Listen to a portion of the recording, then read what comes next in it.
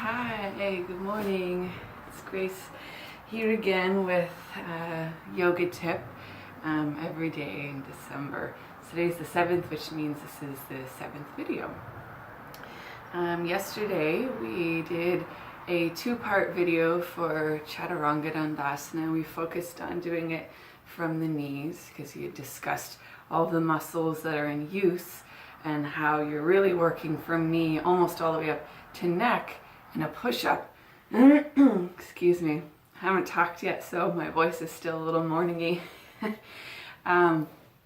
So today I thought we could focus a little bit more on how to strengthen the protraction, retraction work of the shoulders, and then learn how to practice it from the toes shifting into upward facing dog.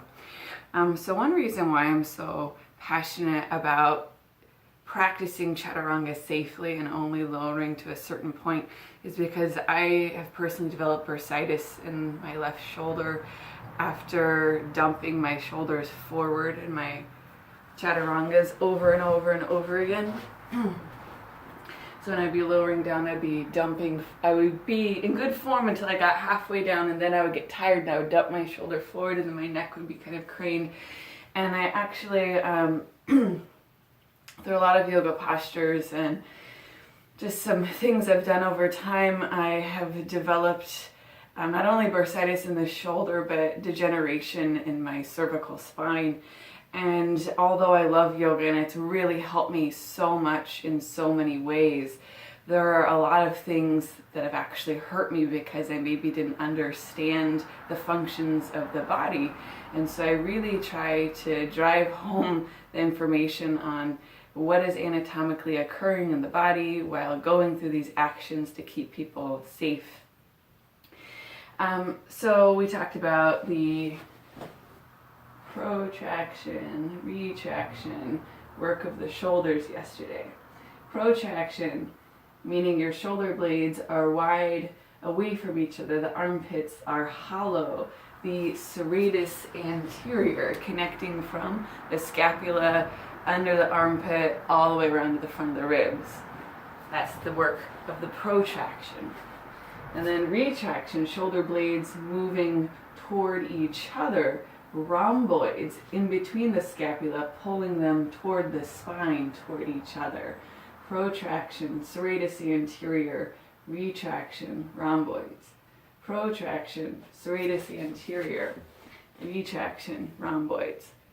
So if you take your arms in front of you and you stack them, stack your joints, wrist, elbow, shoulder, you can practice this from a seat. Protraction, retraction, protraction, retraction.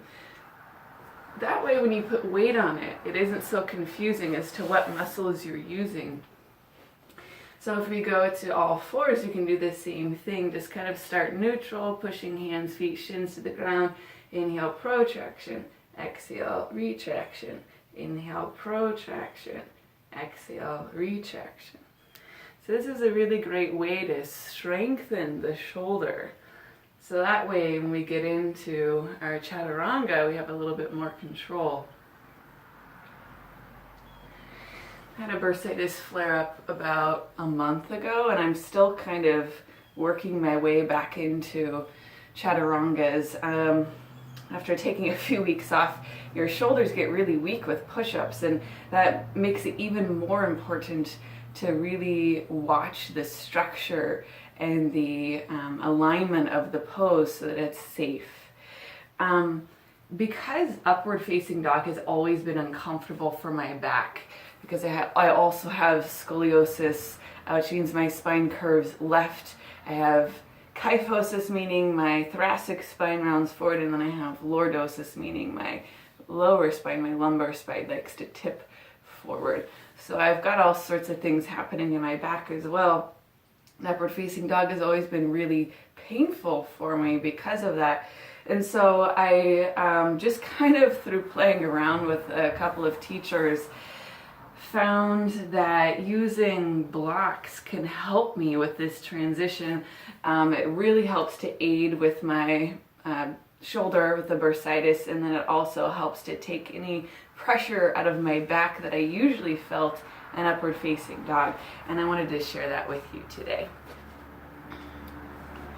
And if you're going to be working on Chaturanga from the toes, be sure to first watch my Chaturanga from the knees tutorial to make sure you're really understanding what all goes into the pose, and then head forward into Chaturanga from the toes.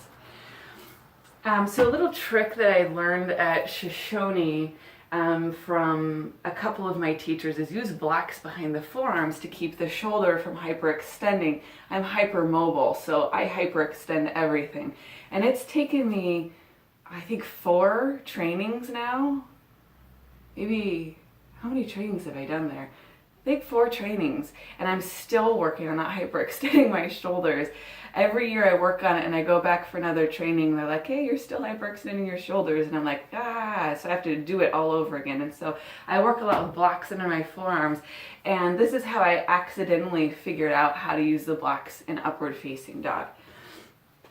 Goodness, mats do not like to lay flat on rugs. So I'm going to take my hands in front of the blocks, so that way when I lean back, the block is about halfway into my form, or it hits my form about halfway. I'm going to start in a kneeling plank. I'm going to protract the shoulder blades, then push up and back into my downward dog. I also tend to shorten my down dog because it feels nice. But if I'm in my true wide down dog, it's really, really easy for me to hyperextend my shoulders. So here I am in my down dog. I'm going to inhale forward to plank. Keep my shoulders protracted. Exhale, retract as I lower, quarter to halfway down. Then inhale, hips will perfectly hit the blocks. I can extend through the spine, and instead of looking up, I kind of lock the throat to lengthen the back of the neck. Now on the exhale, just push to the top of the feet and push your spine in the opposite direction, all the way back to down dog. So inhale through to plank. Shoulder blades are protracted. Exhale, quarter to halfway down. Inhale, roll to the top of the toes so I hit the blocks. Long extension.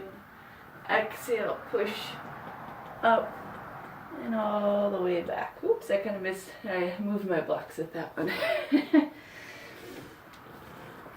So that's what I've been doing to strengthen my Chaturanga from toe to upward facing dog transition.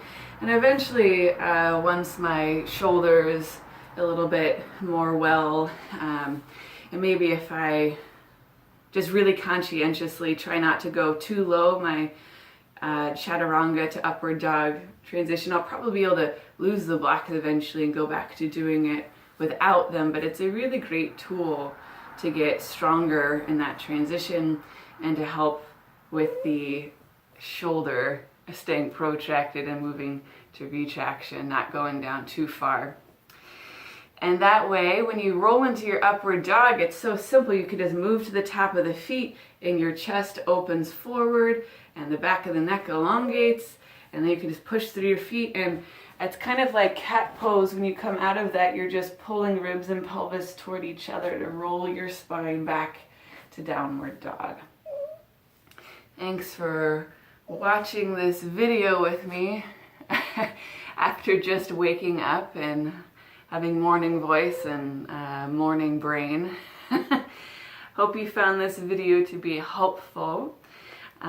Please subscribe to my YouTube channel and check out graceduckworth.com as I prepare to launch my online yoga studio in January. Thank you very much. Namaste. Good morning and goodbye.